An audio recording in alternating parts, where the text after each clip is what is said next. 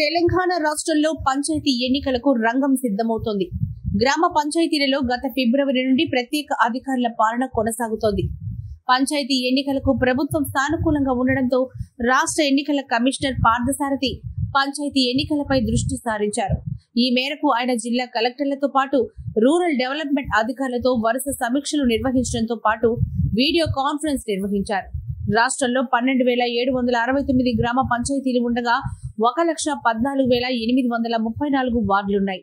వీటితో పాటు MPTC, ZPTC, municipal ఎన్నికల నిర్వహణ ప్రక్రియ పూర్తి చేసేందుకు రాష్ట్ర ఎన్నికల సంఘం కసరత్తు చేస్తోంది. గ్రామాల్లో పోలింగ్ స్టేషన్ల గుర్తింపు, తుది ఓటర్ల జాబితా, ఎన్నికల సిబ్బంది ఎంపిక వంటి కార్యక్రమాలను త్వరితగతిన పూర్తి చేయాలని రాష్ట్ర ఎన్నికల సంఘం జిల్లా కలెక్టర్లను ఆదేశించింది. తుది ఓటర్ల జాబితా రాగానే అన్ని రాజకీయ పార్టీలతో మండల స్థాయిలో సమావేశం నిర్వహించి అభ్యంతరాలను స్వీకరించాలని ఎంపీడీఓలను ఆదేశించింది. రాష్ట్ర ఎన్నికల సంఘం పంచాయతీ ఎన్నికలకు రంగం సిద్ధం చేస్తుండటంతో గ్రామాల్లో రాజకీయ పార్టీల కోలాహలం మొదలైంది.